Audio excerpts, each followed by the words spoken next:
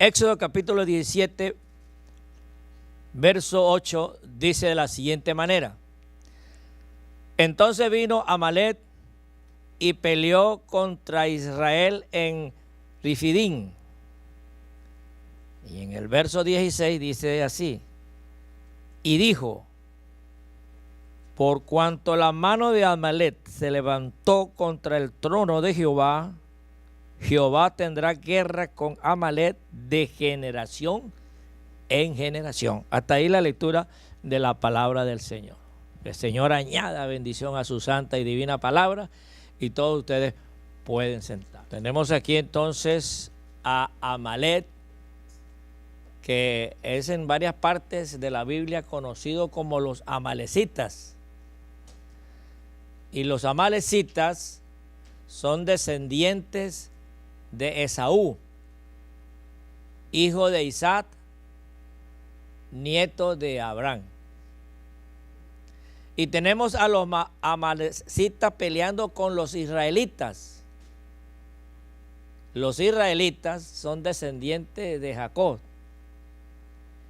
hijo de Isaac, nieto de Abraham.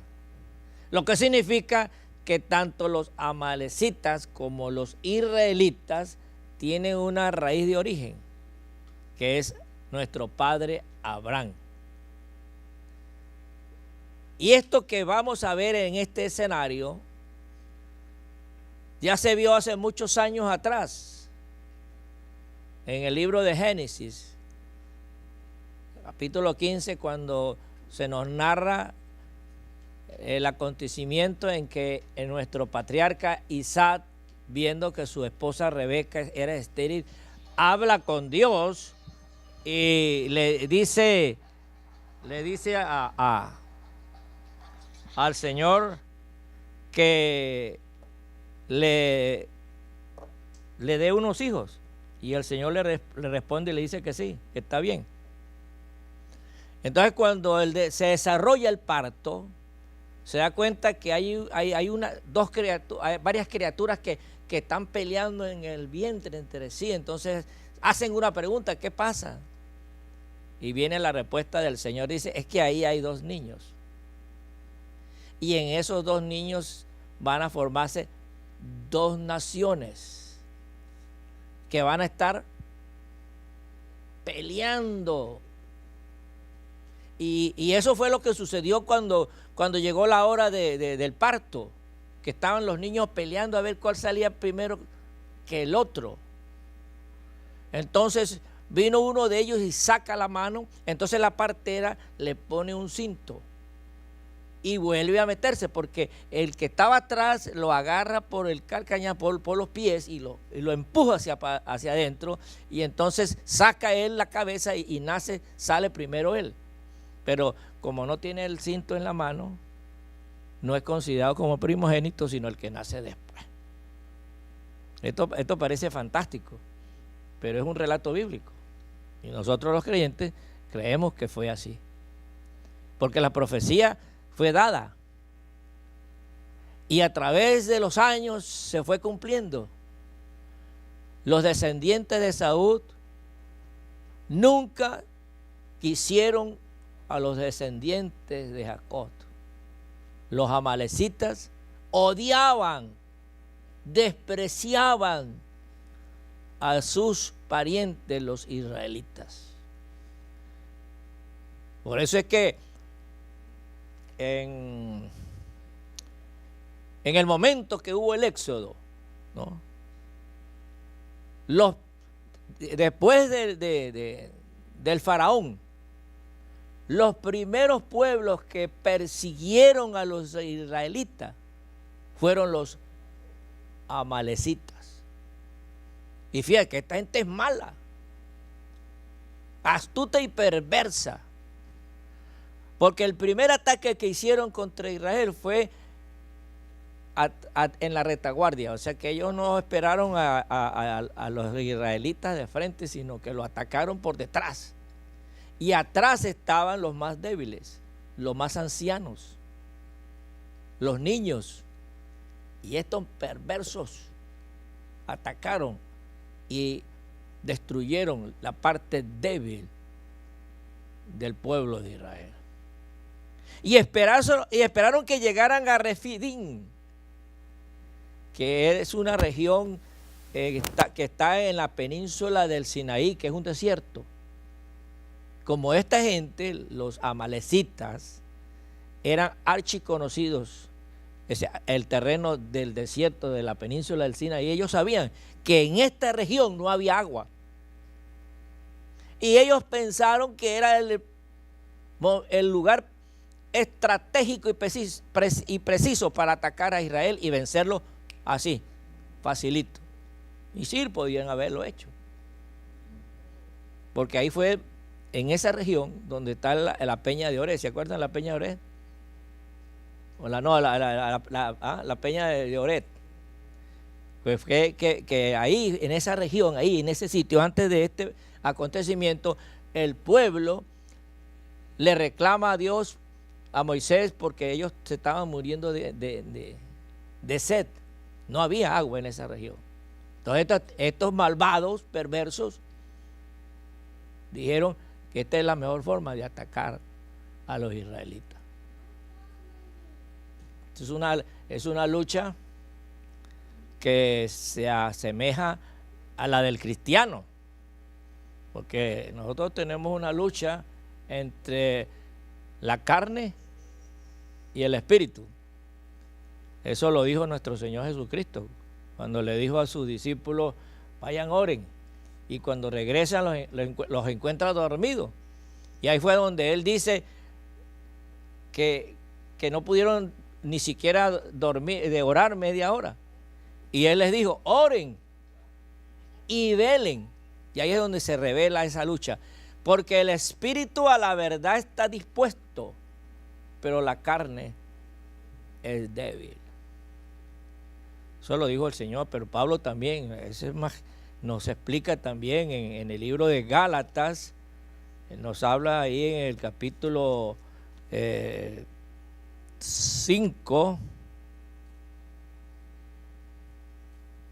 verso 17, porque el deseo de la carne es contra el espíritu, y el espíritu es contra la carne, y estos se oponen entre sí para que no hagáis lo que queréis.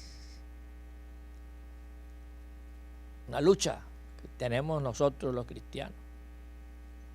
Cuando yo estaba recién creyente, yo hace eso por 200, en el siglo pasado, yo pensaba que los únicos que teníamos esa lucha éramos los jóvenes. Pero ya que en esta época de este siglo aquí ahorita, me doy cuenta que la lucha no es de los jóvenes, sino también de los ancianos. Es una lucha de los adultos, una lucha de los adolescentes y de los niños, que no respeta género, porque es una lucha de hombres y de mujeres que han abrazado la fe cristiana. Es una lucha de todos los cristianos. O sea, que no respeta el enemigo, que es la carne, no respeta ni edad ni género. Cuando nosotros nacemos de nuevo del agua y del espíritu, entonces ahí comienza una batalla, ahí comienza una lucha. Y esa batalla y esa lucha no se puede obtener la victoria por méritos propios, por nuestros propios esfuerzos, como lo determinó el cristianismo en las épocas de los siglos pasados, cuando dominaba la Iglesia Católica en el mundo. Ellos inventaron algo que se llama el monasterio. La cultura de los monasterios eran lugares apartados, donde habían cristianos que hacían votos de pobreza y de sacrificio, y se hacían vida de monasterios, y allá se hacían prácticas donde se abrazaban con ramas llenas de espinas para golpear la carne, y andaban siempre con una misma vestidura, no tenían 2, 3 trajes, sino uno solo de por vida. Y entonces hicieron ese voto de pobreza, de sacrificio, pensando de que así iban a vencer la carne. Resulta que después se descubrieron que muchos de esos monasterios eran cementerios de fetos, porque muchas de esas mujeres salían embarazadas y abortaban ahí mismo. Que no se logra. La victoria de la lucha del espíritu contra la carne no se logra a través de los esfuerzos propios. Porque eso nos lo demuestra aquí en las Sagradas Escrituras que estamos leyendo en Éxodo. De Éxodo capítulo 17 dice de que cuando vinieron los amalecitas a luchar contra los israelitas en la región de Refidim, dice Moisés le dice a Josué, esta es la primera vez que aparece Josué en la historia de la Biblia. Dice Moisés a Josué, escoge varones y sal a pelear contra Amalec. Mañana yo estaré sobre la cumbre del collado y la vara de Dios en mi mano. Ahí comienza la estrategia para vencer a los amalecitas. Moisés, el líder, siervo de Dios, él manda al ejército inexperto de Israel, que después se transforma en el ejército de 1000 batallas. Pero en ese momento era la primera vez que iban a pelear. En la guerra están dos, el que ataca y el que hace el contraataque, el que hace la defensa. Israel nunca había atacado a nadie. A Israel lo atacó a Abimelech por la retaguardia, por detrás. Pero ahora se pone al frente en un valle y quiere destruir a Israel pensando que estaban muertos de sed, débiles e inexpertos. Pero la estrategia de Dios fue revelada a Moisés, su siervo. Escogió a Josué como general y lo puso en el valle, abajo de la montaña, lo puso a pelear con los amalecitas. Y él fue y subió a lo más alto de la montaña, al collado, y escogió 2 hombres. Uno fue Aarón, su hermano, de la tribu de Leví, sacerdote de Dios. Y el otro fue de la tribu de Judá, heredero de ser el rey para siempre. Aquí están los 3 ministerios proféticos de Dios por la cual se lucha contra los enemigos de la carne. Moisés, el ministerio de profeta. Por eso es que le dice al Señor que levantará un profeta, que no se levantará un profeta mayor como él. Entonces llama a Moisés profeta. Le da el ministerio de profeta. Aarón es el del ministerio de sacerdote y el ministerio de rey. Entonces están estos 3 grandes ministerios del Antiguo Testamento: el rey, el sacerdote y el profeta. El único que tuvo ese triple ministerio en las Sagradas Escrituras del Antiguo Testamento es Samuel. Samuel fue profeta, sacerdote y rey. Entonces, él va con una estrategia divina y se lleva en sus manos la vara, que la llamó la vara de Dios. Y fíjense que cuando él tenía las manos en alto, los israelitas predominaban en la batalla. Pero tener las manos así, un hombre levantado se cansa. El almanaque no llega, hermano. Y cuando entonces el líder bajaba las manos, entonces empezaban a ganar los amalecitas. Eso es una revelación, hermano. Cuando en esta batalla hay un líder, y ese líder tiene que estar con las manos en alto, símbolo de la dependencia única y exclusivamente del Altísimo Soberano Dios, creador del cielo y de la tierra, el Dios de Abraham, el Dios de Isaac y el Dios de Jacob. Yo no puedo hacer nada, decía Moisés. Y entonces ese es una forma un símbolo de orar. Cuando el líder que está al frente del pueblo de Dios tiene las manos en alto. Cuando yo hablo de líder, podemos decir de liderazgo. Porque acuérdense que había un rey, un sacerdote y un profeta. Esos tres estaban en la cisma, allá en el collado de la montaña.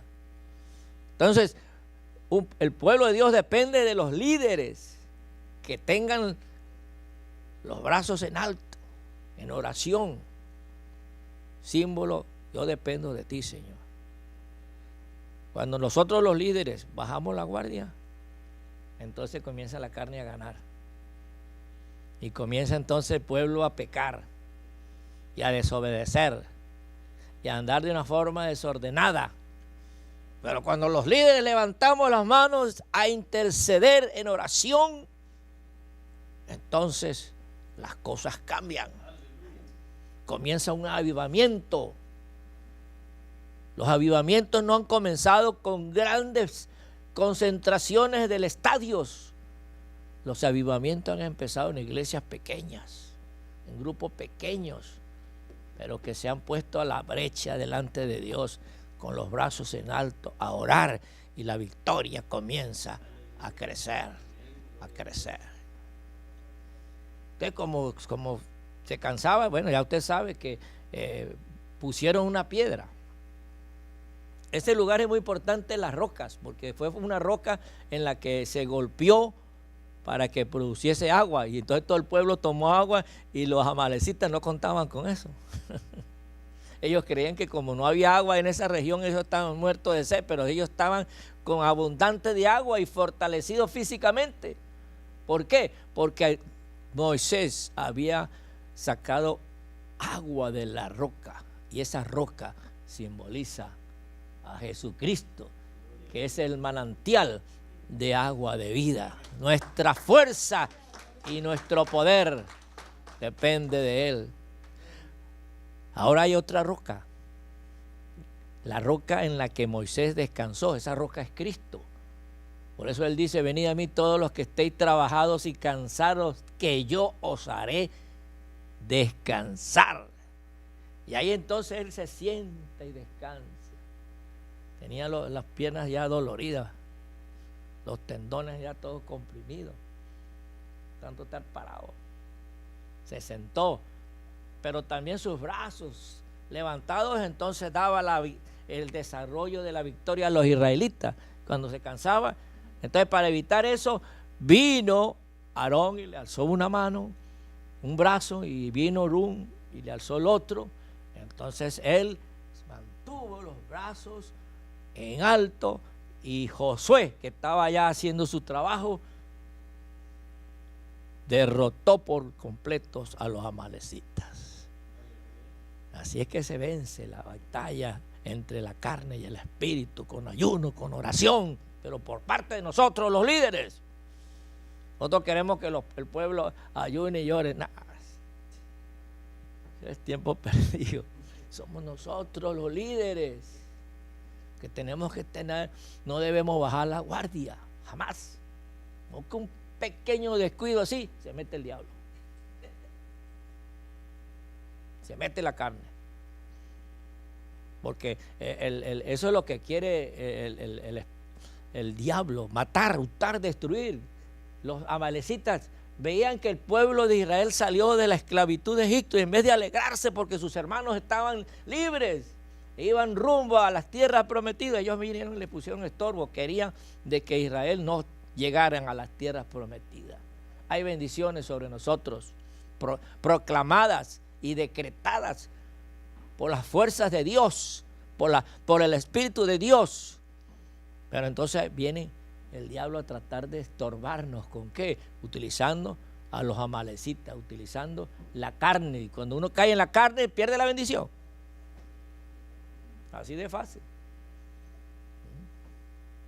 Cuando nosotros queremos hacer las cosas por nuestra propia fuerza, fracasamos. Nosotros nos damos cuenta que no podemos vencer. Por mucho que luchemos, caemos en la tentación, y más si nos ponemos delante de ella. Pero cuando nosotros, como dice un día un mensaje que prediqué, de rodillas y en victoria, cuando nos ponemos de rodillas a orar, vencemos. Todos hemos pasado por luchas y pruebas y tentaciones, pero muchos de nosotros hemos vencido, pero hemos vencido no por el dominio propio que nosotros hemos desarrollado a través de filosofías de concentración y de religiones, no, por la fuerza del Espíritu Santo, porque el Espíritu Santo nos da poder, el Espíritu Santo nos da fuerza, el Espíritu Santo nos da fortaleza y podemos vencer al enemigo. Amén. Así fue que se venció esta lucha. Y así es que nosotros vamos a vencer con el Espíritu Santo en nuestras vidas. El Espíritu Santo llega cuando ora, porque dice que el día de Pentecostés vino el Espíritu Santo, pero ¿cómo fue que vino el Espíritu Santo? Después que más de 120 estaban unánimemente orando. Los líderes, la cabeza de la iglesia estaba ahí en un aposento alto orando, y vino el Espíritu Santo. Y de ahí comienzan las conversiones en masa. Y no ha parado de crecer, porque es el Espíritu Santo que es el que quebranta los corazones a través de la palabra. Es el Espíritu Santo que convence al mundo de pecado. Es el Espíritu Santo que transforma y da vida. Es el Espíritu Santo que da libertad. Es el Espíritu Santo obrando en el planeta Tierra. Y el Espíritu Santo obra donde hay hombres y mujeres que claman: Señor, derrama tu Espíritu, derrama tu gloria en este lugar. Gloria a Jesús.